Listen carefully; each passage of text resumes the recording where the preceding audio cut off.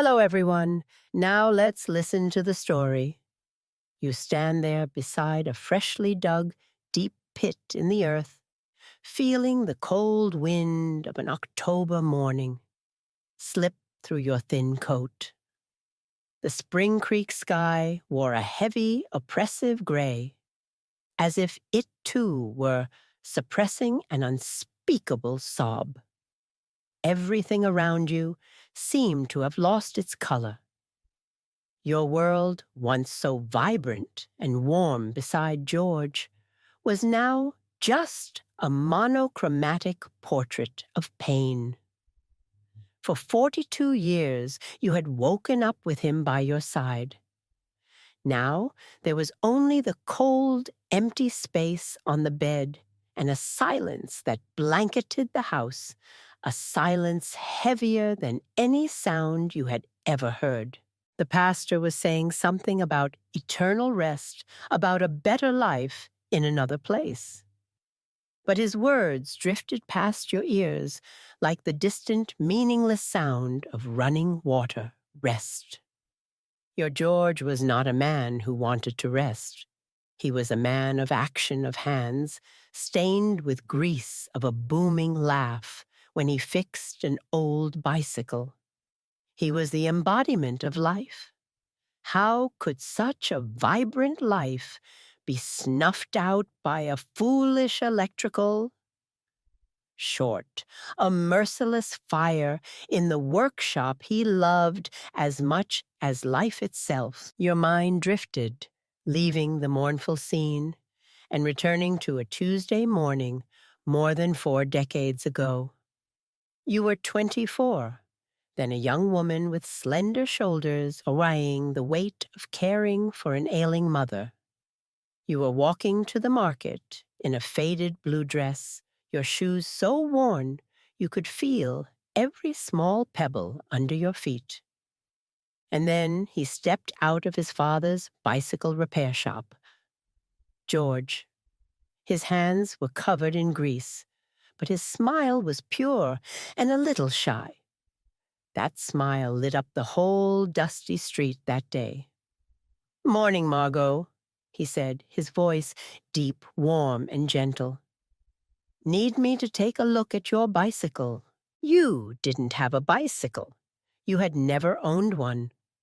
But you didn't hesitate to invent a reason just to stand and talk with him for a few more minutes, just to look deeper into those warm brown eyes. That random conversation blossomed into dates under the old oak tree in the town square park.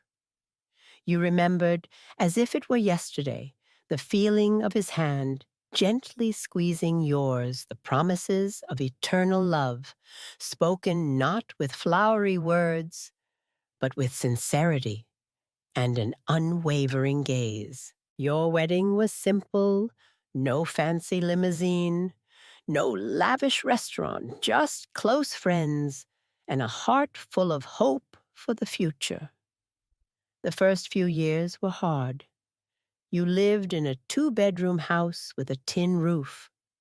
Whenever it rained hard, the two of you would scramble to place pots and pans all over the house to catch the leaks, then burst out laughing together at your own pathetic situation. Those raindrops dripping onto the floor could never extinguish the warm flame of love and happiness. He worked from dawn till dusk, and you took in sewing work for the women in town. Life was modest, but not for a single day. Did you feel deprived because you had him? You had a true love that money could never buy. A dry thud pulled you back to the present. It was the sound of the first shovel of dirt hitting the wooden coffin. The sound was a physical blow striking the air from your lungs. The tears you had fought so hard to hold back finally broke free. Martha, your close neighbor, had to wrap her arm around you. Otherwise, you would have collapsed onto the cold ground. Through your blurred, tear-filled vision, you saw Spencer and Walter, your two sons. They stood there, tall and composed, in their expensive black suits. Spencer, your ever-ambitious firstborn, wore a solemn expression appropriate for the occasion. Walter, the younger brother, who always followed in his shadow, also appeared grief-stricken. But something was wrong. Their eyes, though red-rimmed, lacked the utter devastation you were feeling. The hugs they gave you at the church felt so cold, so mechanical. They were like actors playing a tragic role, not sons burying the father they supposedly adored. Or was it just your grief making you suspicious? You told yourself they were probably just trying to be strong for you. How could they not be in pain? George was a wonderful father. You sank back into your memories. The day Spencer was born, you thought your heart would burst with happiness. He was a beautiful baby, with his father's big, round eyes and your radiant smile. 2 years later, Walter was born, completing the family portrait you had always dreamed of. You sacrificed everything for them. Sleepless nights, hurried meals, new dresses you never bought for yourself. And George, he taught them how to be men. He taught them how to hold a hammer, how to fix a flat tire, how to wait patiently for a fish to bite on Sunday afternoons by the river. He told them stories about the stars before bed, planting grand dreams in their young minds. You were a family, a fortress of love, but then the fortress began to crack. As he grew up, Spencer started to show embarrassment over the family's modest means. "Why don't we have a car like the Harrisons' dad?" he once asked, and the innocent question held a sharp, thorny comparison. When George offered him a job at the shop, he refused with contempt. "I don't want to get my hands dirty. I'm going to be someone important." Those words wounded George deeply, though he never admitted it. You still remembered the nights he sat alone on the porch, silently gazing at the sky, his eyes filled with a sadness you couldn't soothe. Walter followed his brother's lead. They both left Spring Creek for the city, diving into the world of real estate and quickly making a lot of money. At first, you were proud, but that pride was gradually replaced by a sense of loss. Their visits home became less frequent, the phone calls shorter. When they did return, they weren't your boys anymore. They were successful businessmen talking about figures in the hundreds of thousands of dollars and looking at their childhood home with a mixture of pity and shame. "Mom and Dad should move to a better place," Spencer said during one visit, and his wife Brooke, a city woman who always exuded disdain for your way of life, chimed in. They wanted you to sell this house, to sell all the memories, and move into a retirement community. They wanted you to clean up their humble past so they could completely shed their origins. The pressure mounted. They brought a real estate agent over without any warning. They spoke of an early inheritance, as if you and George were already ghosts of the past. You recalled your last conversation with George about it just a few weeks before the tragedy. "Something's not right, Margot," he had said, his eyes clouded with an unprecedented worry. "This isn't just impatience. There's a dark urgency behind all of this." Now standing before his grave, those words echoed in your head like a terrifying prophecy. The crowd began to thin. One by one, people came to you, placed a hand on your shoulder, and offered empty words of comfort. You just nodded mechanically. You wanted to be alone, or rather, you wanted all of this to be a nightmare from which you would wake up to find George making coffee in the kitchen. Spencer and Walter approached. "Mom, let's go home," Spencer said, his voice attempting a gentle tone. You looked into the faces of your two sons, trying to find the boys you had raised. But you couldn't. You only saw two strangers. It was at that moment, as loneliness and despair enveloped you, that the phone in your coat pocket vibrated. A jarring tremor in the stillness of the cemetery. You reluctantly pulled it out, thinking it was a condolence text from a distant relative. But the screen showed an unknown number, and the words that appeared made your heart stop. "I'm alive. The man in the coffin isn't me." The air was sucked from your lungs. Your hand trembled so violently, the phone nearly slipped from your grasp. You read the words over and over, every letter, every character. "I'm alive." This was a joke, the cruelest, most sick joke anyone could possibly conceive.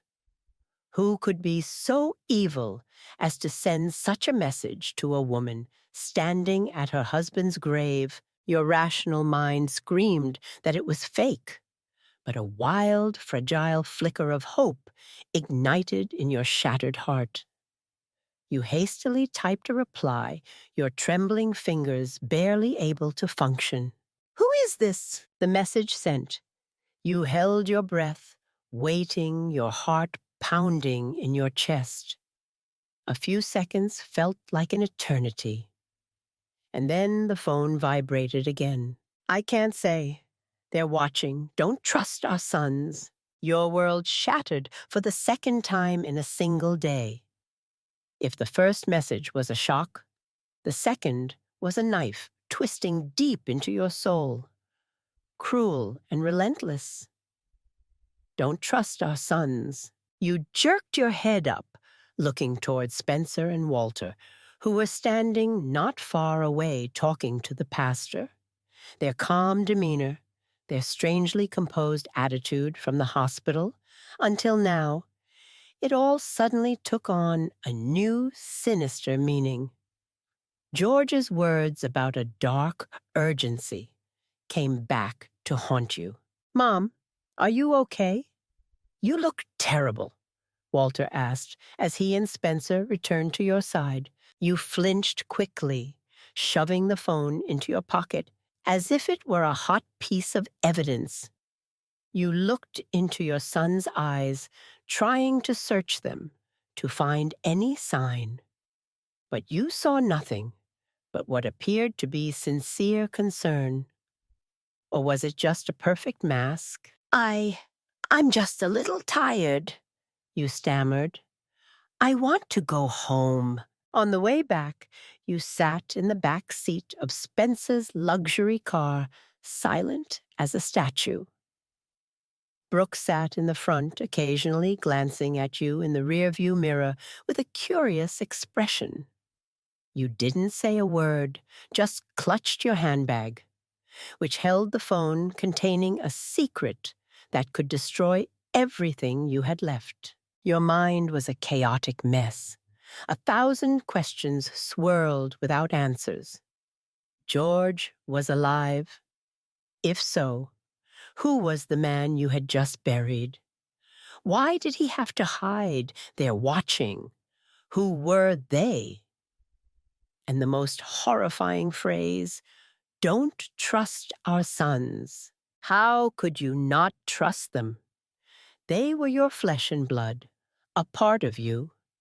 You had carried them, birthed them, spent your entire life loving and protecting them.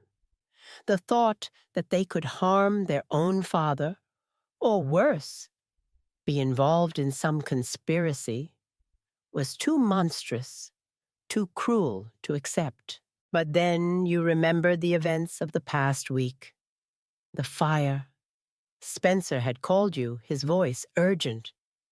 Dad's workshop is on fire. An electrical short. Dad's trapped inside. You had rushed to the hospital like a madwoman. George lay there, his body burned and suffering from smoke inhalation. The doctor said his condition was critical, and in the following days at the hospital, Spencer and Walter had acted strangely. They were more concerned with insurance papers than with their father's condition. You had overheard Walter talking to a lawyer on the phone, asking about the clauses in the life insurance policy. When the doctor spoke of the possibility that George might never wake up, it was Spencer who first suggested letting him go peacefully, arguing that it was what Dad would have wanted. At the time, you thought it was the ruthless pragmatism of businessmen. But now, in the light of the mysterious message, those actions seemed terrifyingly suspicious. And the cause of death. The official report said George died of a sudden heart attack, a complication from the shock of the fire and smoke inhalation.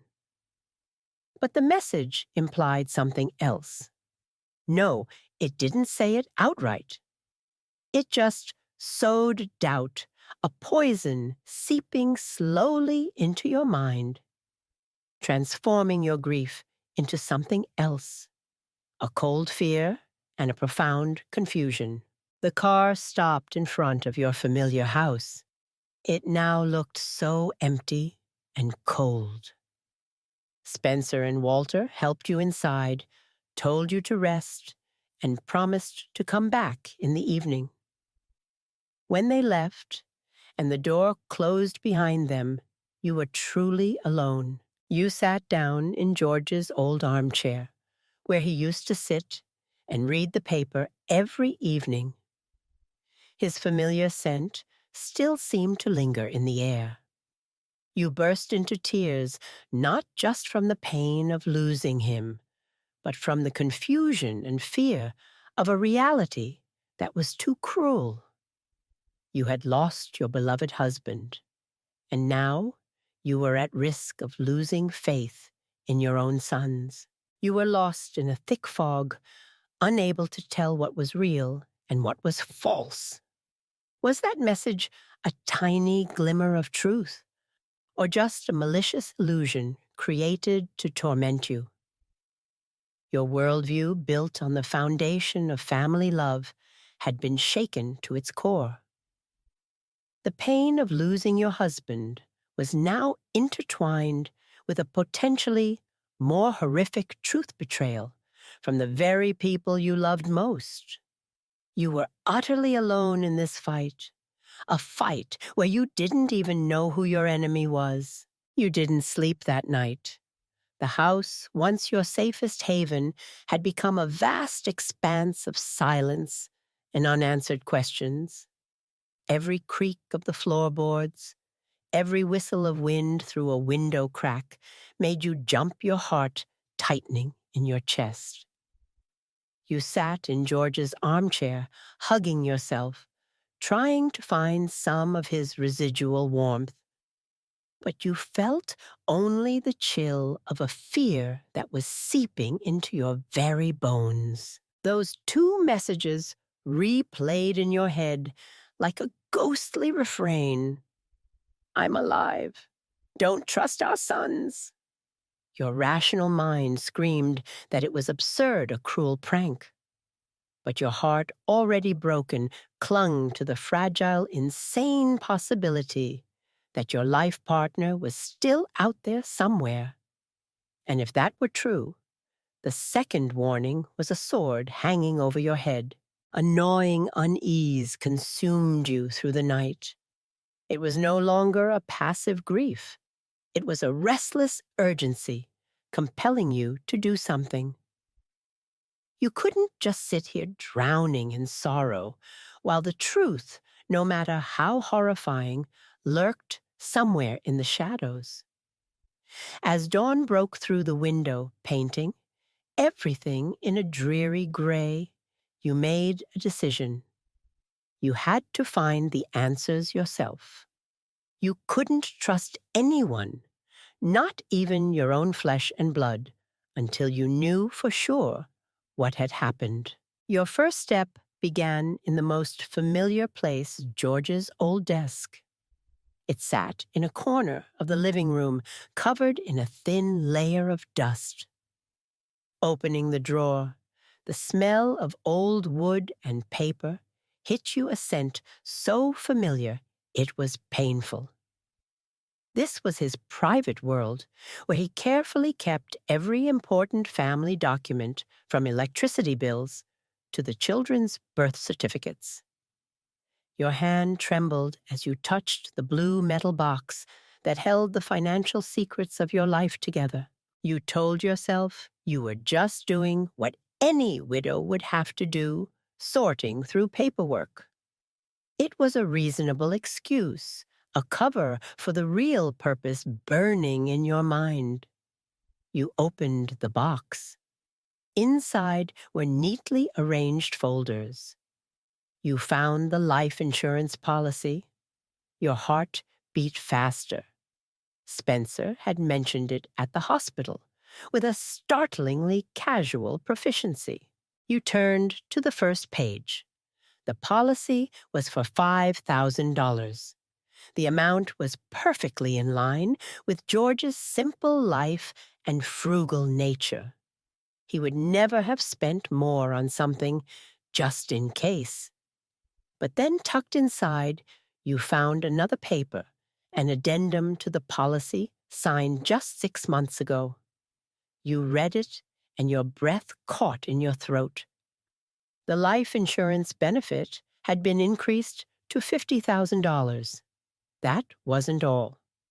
You found another policy for accidental death purchased only 2 months prior, with a benefit of $75,000 in the event of an accident in the workshop.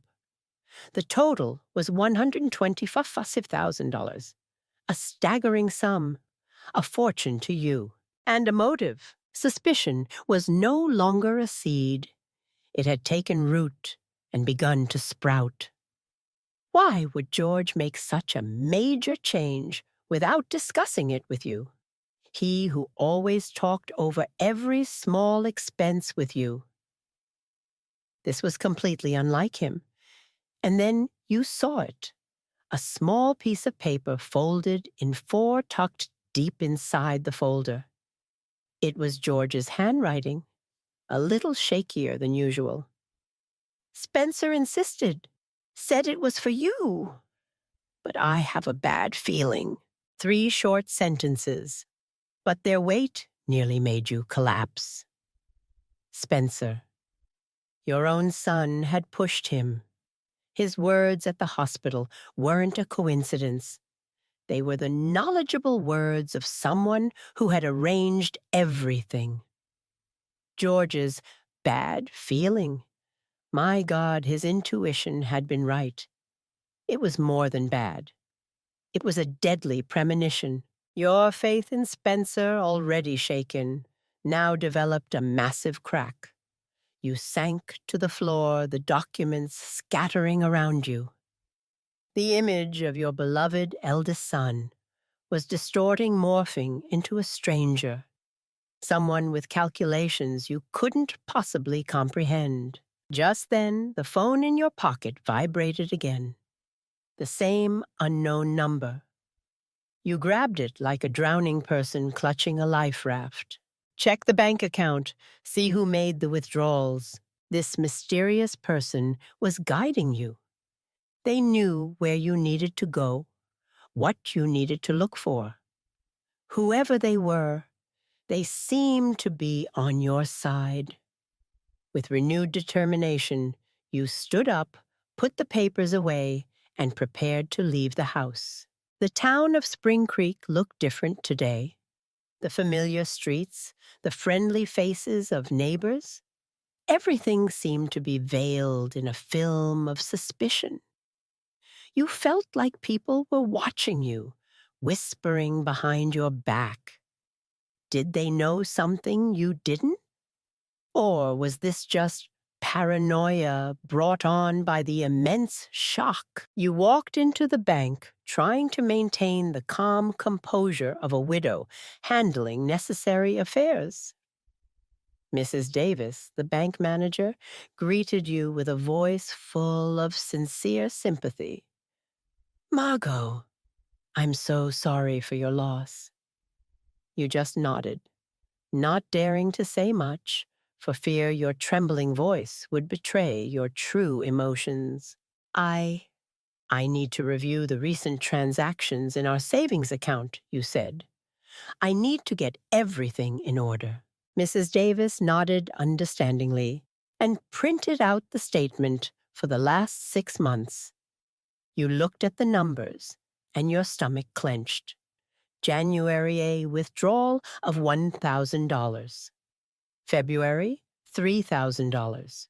March, just a few weeks before the fire, a cash withdrawal of $4,000. A total of $8,000 had vanished from the savings account you two had built over a lifetime. "George never told me about these," you whispered, trying to control the panic in your voice. Did he come alone?" Mrs. Davis squinted, thinking. "Let me see. Ah, yes. The last few times I remember, he was with one of your boys. Spencer, I believe. He said he was helping his father with the paperwork because his eyesight was getting poor, had trouble reading the small print. A blatant lie." Your faith shattered a little more. George never went anywhere without his glasses, and with them he could read the finest print. Spencer was there. He had exploited his father's trust, taken advantage of the respect of a familiar bank employee, to drain the money you and George had scrimped and saved your entire lives. Tears welled up, but you quickly turned away, not letting Mrs. Davis see. You thanked her mechanically and hurried out of the bank, feeling as though the air inside was suffocating you. On the way home, the suspicion inside you had grown too large to ignore. The insurance policies, the withdrawals, George's warning, the stranger's warning, they all pointed in one direction, your sons. But you still needed more proof. You needed to see the scene of the accident with your own eyes. Instead of going straight home, you turned onto the road leading to George's workshop. Your heart pounded as you approached. This place had been his kingdom, the place you often brought his lunch, the place where your two boys had grown up with the sounds of hammers and welding torches. Memories flooded back, sweet and bitter. You had prepared yourself to face a scene of devastation. A burnt-out building walls, blackened with soot, the acrid smell of ash and ruin. The police had cordoned off the area with yellow tape. You crept past it, peering inside through a broken window. And what you saw left, you stunned. It wasn't what you had imagined. There were signs of a fire, yes. One corner of the workshop was blackened with smoke. A few tools on the workbench were scorched. But it looked too neat, too contained. It didn't look like a widespread electrical fire, a chaotic, out-of-control blaze. The main electrical panel, which should have been the epicenter of an electrical short, looked almost untouched. Most of the other large machinery in the workshop was intact, merely covered in a thin layer of ash. It didn't look like the scene of a catastrophic accident that had claimed a man's life. It looked like a poorly staged play. Someone had deliberately set a small fire, just enough to create smoke, just enough to serve as an excuse. Fear began to escalate. It was no longer a vague unease. Now, it was an icy chill running down your spine. The fire was a lie. And if they had lied about the cause, they had also lied about George's death. His death was no accident. The word murder formed in your mind for the first time, a horrific, ghastly word, but one that now seemed terrifyingly plausible. You stumbled backward, a wave of nausea rising in your throat. You had to get out of there.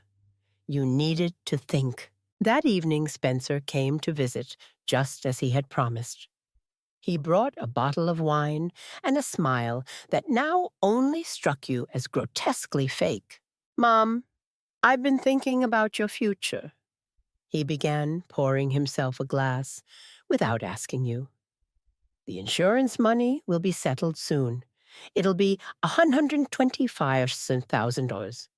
Enough for you to live comfortably for the rest of your life." His eyes lit up when he mentioned the money.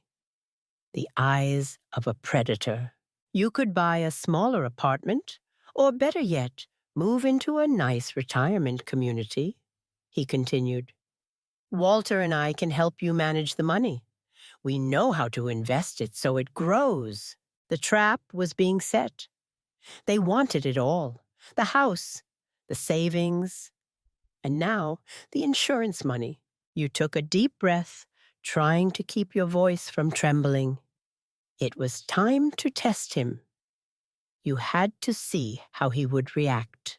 "Spencer," you said, your voice quiet but clear, "I was just wondering, are you sure it was an electrical short? Your father just had the entire workshop rewired 6 months ago. He was always so careful about that." You looked him directly in the eye, and you saw it. For just a fraction of a second, before the perfect mask was pulled back into place, you saw the panic in his eyes, a flicker of fear, his pupils dilating ever so slightly. "Mom," he stammered, then quickly regained his composure, waving his hand dismissively. "Old wiring, new wiring. Things can still go wrong. Maybe a faulty piece of equipment. You shouldn't worry about those technical details. The important thing is that Dad is gone. We need to look to the future." He tried to change the subject to brush off your question, as if it were insignificant, but his evasion was the clearest confession. He was lying, and in that moment, any remaining shred of faith you had in your eldest son crumbled to dust. You looked at him, but you no longer saw the baby. You had nursed the boy, you had comforted after nightmares. You saw a stranger, a liar, a dangerous man. "I'm tired," you said, your voice as cold as ice. "I want to rest." Spencer seemed surprised by your coldness, but he didn't stay long. "Yes, you should get some rest. Walter and I will be by tomorrow." When the door closed behind him, you didn't cry. The tears were gone.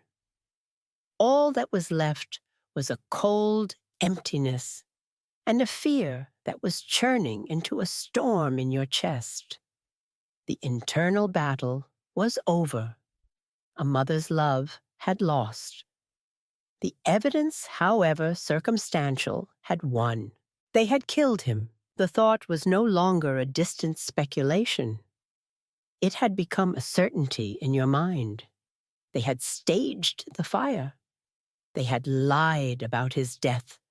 They had drained your money. And now they were planning to take the rest. Your house was no longer a sanctuary. It was a trap. and you were in it alone with wolves in sheep's clothing. Fear was no longer just a vague feeling. It now had a concrete form, wearing the faces of the very sons you had brought into this world.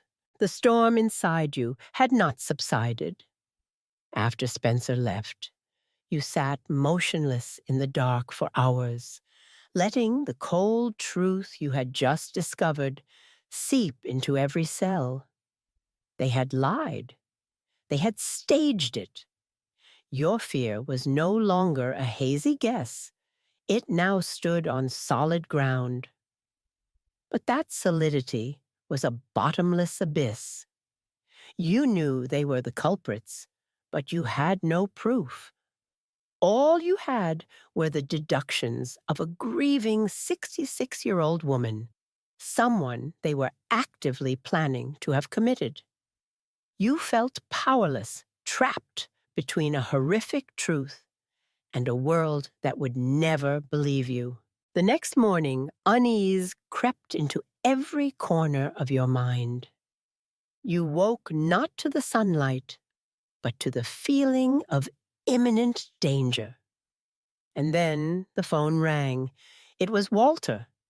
His voice on the other end was sickeningly sweet, full of feigned concern. "Mom, Spencer and I are so worried about you. It's not good for you to be all alone like that. We're going to come by this afternoon, talk a little about the future. Oh, and Brooke bought some pastries from that bakery you love." His every word was like an invisible needle pricking your skin. Talk about the future? You knew what future they wanted to talk about. Pastries. A gift that carried the bitter taste of deceit. Your throat tightened, but you managed to keep your voice calm. "All right, boys. I'll be waiting." You had just hung up when the phone screen lit up again. A text from the unknown number. Your heart leaped into your throat. They're coming together this afternoon. They will try to convince you you're crazy, that grief is making you imagine things. Don't believe them, and don't accept anything they offer you to eat or drink. The warning came at the perfect time, confirming your worst fears. The trap was set. They didn't just want to take your assets. They might be planning to silence you forever. As you were still trembling from that message, another one came through. "Margot, this is Raymond Garrett, a private investigator. George hired me 3 weeks before he died because he was suspicious of Spencer and Walter. They poisoned him with cyanide mixed in his coffee. I have proof. Tomorrow at 3 p.m., go to the coffee shop on the corner. Sit at the back table. I'll be there." You had to read that message 3 times. Each word burned itself into your brain. A name, Raymond Garrett. A confirmation George had suspected them. A horrific truth, cyanide. And a glimmer of hope. Proof. The fear inside you didn't vanish, but now it had a counterweight.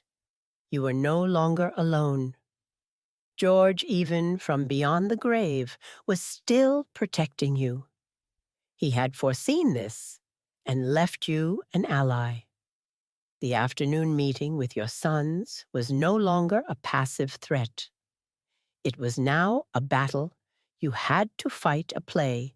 You had to act out perfectly to buy time until 3 p.m. That afternoon, they arrived. Spencer, Walter, and Brooke. They looked like the perfect family, worried about their widowed mother. Spencer hugged you a hollow embrace. Walter placed the box of pastries on the kitchen counter, their sweet aroma making you feel nauseous. Brooke looked around the house with a scrutinizing eye. "Mom, we're very worried about you." Spencer began the charade, his voice low and full of false sympathy. "The neighbors say you've been acting strangely. Martha said you've been talking to yourself." A cruel lie. You knew Martha would never say that. You began your own performance playing the part of a broken old woman, your eyes teary and your hands trembling. I just miss your father so much, you whispered. Walter chimed in, his expression grave. We understand, Mom. But we spoke to Dr. Sheldon. He said that elderly people, especially women, can often develop paranoia after losing a spouse. They had already made their move. They had found a doctor, perhaps bribed him to build a false medical file for you. Dr. Sheldon, you asked, looking up at them with bewildered eyes. I've never met him. He's a top specialist. Brooke interjected, her voice sweet as honey, but cold as ice.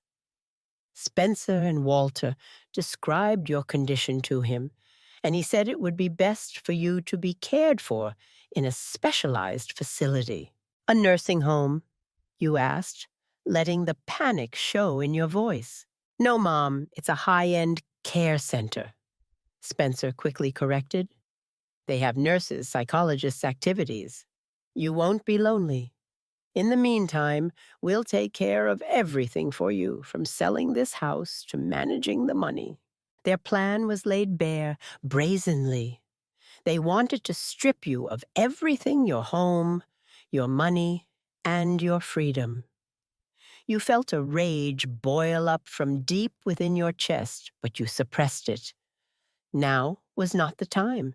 You have to let me think about it, you said, your voice weak. This is all so sudden.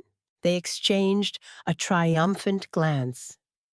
They thought you had fallen into their trap, that just a little more pressure would make you surrender.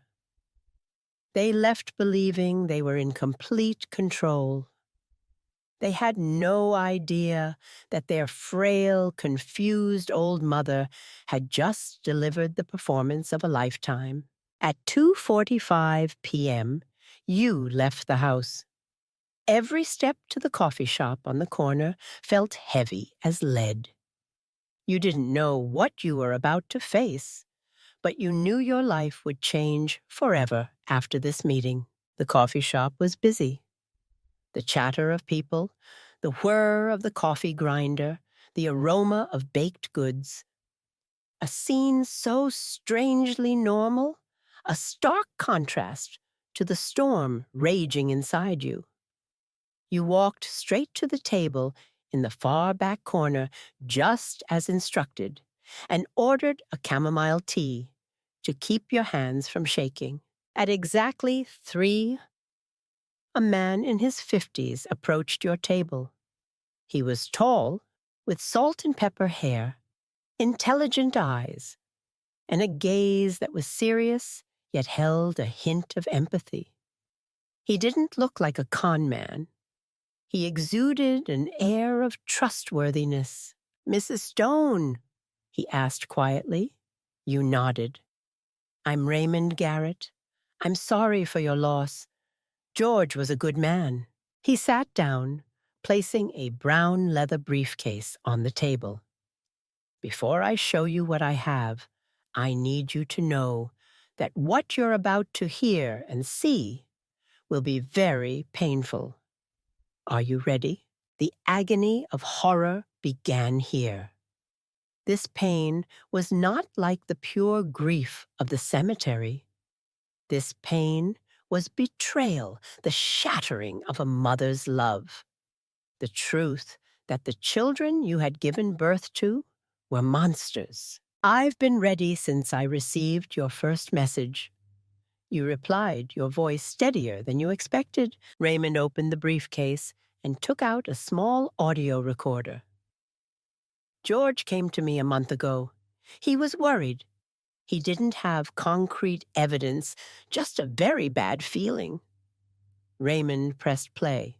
George's voice filled the air, so familiar. It was heart-wrenching. Hearing it, you felt as if he were sitting right there beside you. Your tears began to fall. Raymond, I need you to know this. Spencer and Walter, they've changed so much. All they talk about is money, the house, the insurance. Yesterday, Spencer brought over some papers, said it was to better protect Margot.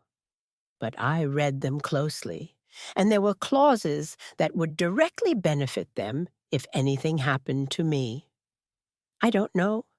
Maybe I'm just getting old and suspicious, but something is very, very wrong here. The recording stopped. Grief washed over you. George had known. He had felt threatened. He had tried to protect you. That was 3 weeks before he passed. Raymond said, his voice low. And this is a recording I got from a listening device placed near your home phone just 5 days before the fire. He pressed play again. This time it was Spencer's voice talking on the phone with someone. No, we can't wait any longer. The old man is getting suspicious. Yesterday he asked me why I was so interested in his insurance. Yeah, I got the cyanide. It works fast, and the initial symptoms mimic a heart attack from smoke shock. No one will suspect a thing. No, the mother won't be a problem. After he's gone, she'll be so broken down we can do whatever we want. Your world imploded. Absolute horror washed over you, suffocating you, making it impossible to breathe.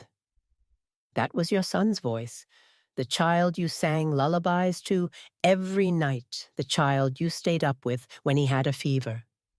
That very voice was now coolly discussing poisoning his own father, calling him the old man, and referring to you as a mindless puppet. You clamped a hand over your mouth to stifle a scream. There's more, Raymond said gently, but his words were another hammer blow. This is Walter talking to Spencer the night before the tragedy. Walter's voice came on your younger son, the one you always thought was gentler. Everything's ready. You're putting it in his coffee thermos tomorrow. The clueless old man will drink it without a second thought. By the time the symptoms show, everyone will just think it's a complication from the fire. It's the perfect plan. The clueless old man. The pain was acrid and bitter. They didn't just kill their father. They despised him. Your and George's lifetime of love and sacrifice had earned you nothing but contempt and a dose of poison. Raymond turned off the recorder. The silence in the coffee shop seemed to scream. You sat there shaking uncontrollably. But then something strange happened. In the eye of the storm of horror and pain, another feeling began to form. Your tears stopped. The shaking subsided. The fear that had plagued you for days suddenly vanished. It was replaced. The pain and horror didn't disappear. They were compressed, condensed, crystallizing into something as hard and cold as a diamond resolve. You were no longer a mother weeping for her lost sons. You were no longer a frail widow. You had become someone else, an arbiter, an avenger. You lifted your head and looked directly into Raymond's eyes. Your gaze was no longer tear-filled or confused. It was clear and sharp as ice. What do we do now? You asked. Your voice didn't tremble. It was low and steady. It was not the question of a victim. It was the question of a warrior planning her strategy. Raymond seemed a bit surprised by your transformation, but he quickly regained his professional demeanor. Spencer and Walter are smart. They bribed a doctor at the hospital to falsify the death certificate listing the cause as heart failure due to complications from a workplace accident. Without medical evidence, they could argue these tapes are fake or doctored. Then we need medical evidence. You said, your mind working with surprising clarity and logic. Right. But there's another problem. I overheard their call this morning. They're meeting with Judge Harrison at 10 a.m. tomorrow to begin the proceedings to have you declared incompetent. If they succeed, anything you say will be dismissed as the ramblings of a crazy woman.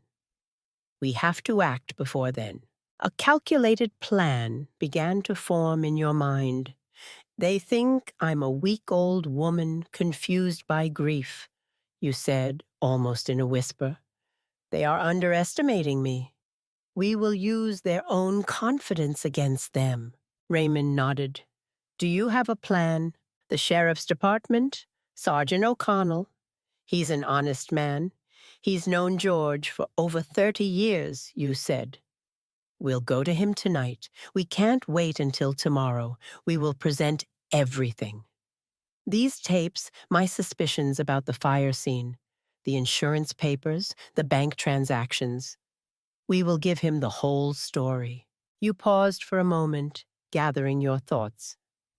But before we go, I need you to answer one last question, Raymond.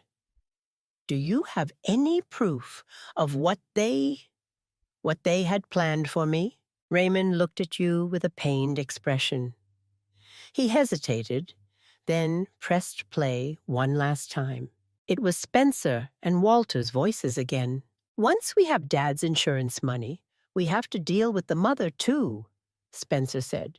We can't have her getting suspicious. How? Walter asked. Same way as Dad, but this time we can make it look like a suicide from depression. A widow who couldn't live without her husband. No one will question it. And then everything will be ours. Almost 200,000. The tape ended. If there was any shred of motherly love left in you, it died in that instant. They didn't just want to take your assets. They wanted to erase your existence. You stood up. The chair scraped against the floor. You placed a few bills on the table for your tea. Let's go, Mr. Garrett, you said. We have a long night ahead of us, and my sons are about to get a very big surprise. You walked out of the coffee shop. The cool afternoon air hit your face, but you didn't feel the cold. Inside you, a fire was raging. It was not the fire of blind hatred, but the cold fire of justice. The pain was still there, a wound that would never heal in your heart. But it no longer paralyzed you. It was fuel. You had lost your family, but you had found a purpose. You would get justice for George, and you would not let the monsters you once called your sons rest. The real battle had just begun. The trial ended, but its echoes still reverberated through the small town of Spring Creek. You returned to your house, which was no longer a trap or a crime scene, but simply a silent space. This silence was different from the heavy, terrifying quiet of the days immediately following George's death. It was a vast stillness, an empty space where you could finally begin to breathe again. In the first few days, your emotions settled. The storm had passed, and you were standing in its wreckage. Your resilience and extraordinary courage had carried you through the fight. But now, with the adrenaline gone, you felt a deep, bone-weary exhaustion. You spent days just sitting by the window, looking out at the garden, letting your mind rest, allowing the shattered pieces of your emotions to slowly settle. You began the process of reclaiming your home. You threw open all the windows, letting the sun and wind rush in to sweep away the stagnant air of sorrow and betrayal. You washed all the curtains, cleaned every small corner. You didn't throw away George's things. How could you? Every item was a piece of a memory. Instead, you rearranged them. His armchair was placed in the sunniest spot. You carefully cleaned his tools and stored them in a wooden chest. It wasn't an act of forgetting, but of cherishing. You were transforming the house from a place of loss into a sanctuary of loving memory. A few weeks after the trial, the insurance money was transferred to your account. $125,000. You stared at the number on the bank statement and felt nothing but a cold emptiness.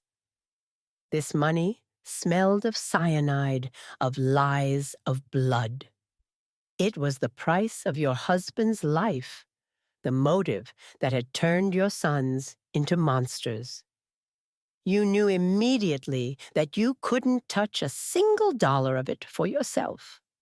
To keep it would be an insult to George's memory.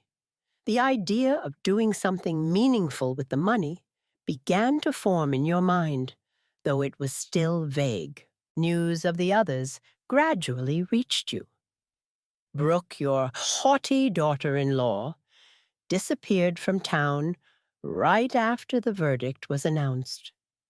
Some said she had moved to another city, changed her name, and started a new life.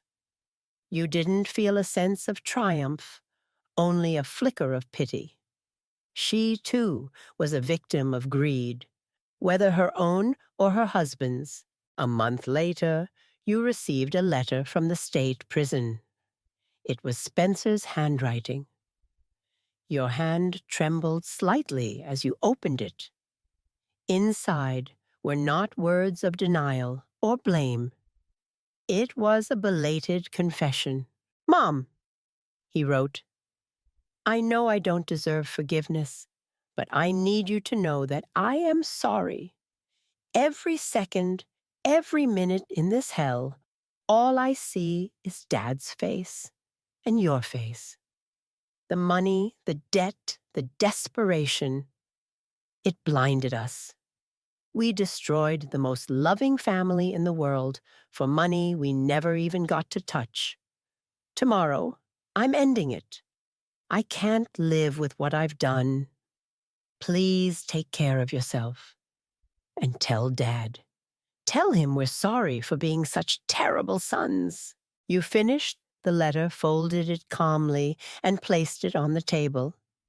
There were no tears, just a deep, quiet sadness. You had known this was coming. A soul so rotted that it could murder its own father could not find salvation in this world. You made no attempt to stop him. You understood it was the only release he could give himself. The next day, the news of Spencer's suicide in prison was confirmed. At the same time, you learned that Walter, upon hearing of his brother's death, had suffered a complete mental breakdown and was transferred to the prison's psychiatric hospital. The chapter of Spencer and Walter in your life was officially closed. Their end didn't bring you peace, but it brought an end to the nightmare. You were truly free. Time passed, and you began to find a new rhythm in life. Your emotional state gradually shifted to one of serenity. You no longer lived in the painful past, but you didn't try to forget it either. You learned to live with your scars. You accepted that they were a part of who you were, part of the story that had shaped the strong woman you had become today. Your first major decision in this new life was to turn George's workshop into a garden. It was a deeply symbolic act. The place that was the source of the lie about the accident, the place that held the tools of his labor, would now become a place of life, of rebirth. With the help of Raymond and Martha, you cleaned it out completely. Every old piece of machinery was cleaned and donated to a local vocational school.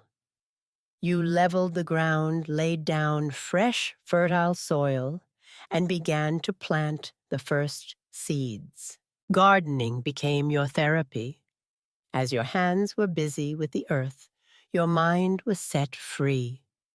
You tilled, you watered, you weeded, and you saw a miraculous parallel. Just like this garden, your soul also needed, tending to have the weeds of hatred and bitterness pulled so that the flowers of peace could bloom. Before long, the old workshop had been transformed into a vibrant garden filled with crimson roses, pure white carnations and sunflowers that proudly turned their faces to the sun just as George once had. Your relationship with Raymond Garrett also slowly changed. He was no longer just the private investigator. He became your closest friend, your chosen family. Every Wednesday afternoon, he would drive over, and the two of you would sit on the porch, drinking coffee and talking. He told you about his new cases, and you told him about the roses that had just bloomed. He was your bridge to the outside world, the one person on earth who fully understood your story without you having to explain a thing. It was on one such afternoon that you told Raymond your plan for the insurance money. "I want to start a foundation," you said.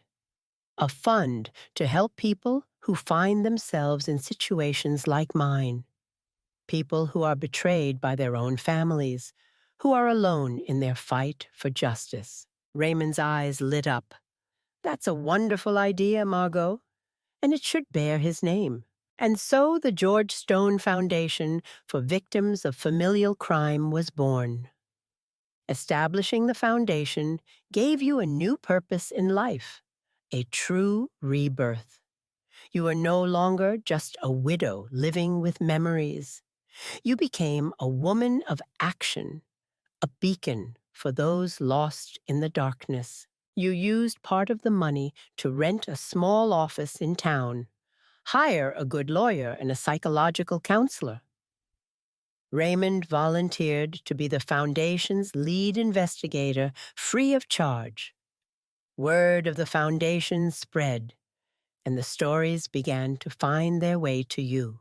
You would never forget the first case, a woman named Sarah, about 40 years old. She came to you, her eyes swollen from crying and full of fear.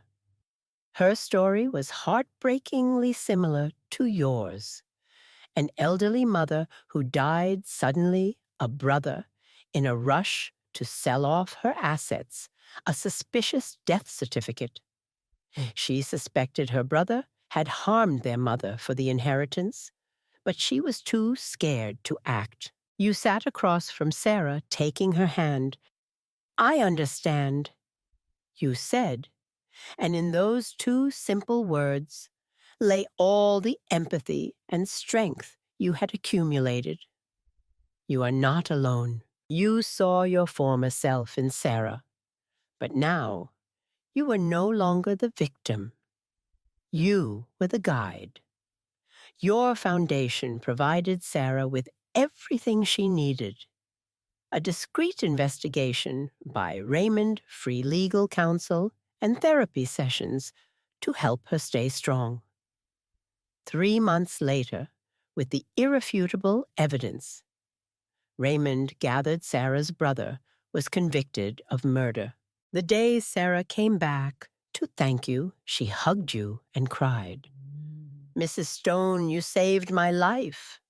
If it weren't for your courage to stand up to your own sons, I never would have dared to do the same." It was moments like these that affirmed that all the pain you had endured was not in vain. Your tragedy had become a source of strength for others. Your rebirth was not just for you, but for the rebirth of faith in justice in the hearts of many. 5 years passed. You are now 71, your hair as white as cotton, but your eyes were clear and bright. Your life had settled into a rhythm of complete peace. Every morning, you woke up and tended to your garden. You spent a few hours each day at the Foundation's office, reading letters, listening to stories. Every Wednesday afternoon meant coffee and conversation with Raymond. Sundays were for George. You would cut the freshest flowers from the garden and walk to the cemetery. His grave was no longer a place of tears. It was a place of conversation, of connection. You would sit down beside the headstone, clean it carefully, and tell him everything. "Look at this, George." You would whisper, your hand stroking the beloved husband carved into the stone. "Our foundation just helped another family in the next town over. You would be so proud. Your death, it wasn't for nothing. Your love, your integrity, it's still alive, spreading and helping people." You told him about the garden, about the thank you letters you received. You no longer felt pain when you mentioned Spencer and Walter. All that remained was a gentle, lingering sadness. You could look at their childhood photos and smile at the innocence that was lost. You had forgiven not for their crimes, but to free your own soul. Last week, a young reporter from the city came to film a documentary about family stories. She asked you, after everything you had been through, if you had anything you wanted to say to the world. You looked out at your garden, where the sunflowers were reaching for the sun. Family is not an excuse to tolerate evil. You answered, "Love is not blind. True love has boundaries. It has respect.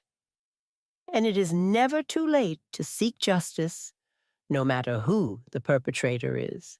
Your life, once torn apart by tragedy, had now been woven back together with threads of peace, purpose, and hope. You had proven that even from the most painful ashes, a new life, stronger and more meaningful, could be reborn. You sat on your porch, sipping your tea, feeling the warm afternoon sun on your skin. You were not lonely anymore. You had the memory of George, the friendship of Raymond, the gratitude of dozens of families, and most importantly, you had peace in your soul.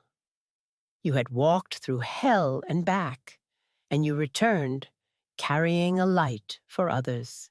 And that was finally peace.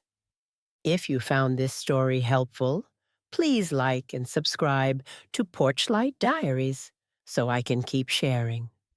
Comment where you're watching from and which part touched your heart. Maybe it'll send a little hope to someone who needs it today. Thank you for listening with such kindness.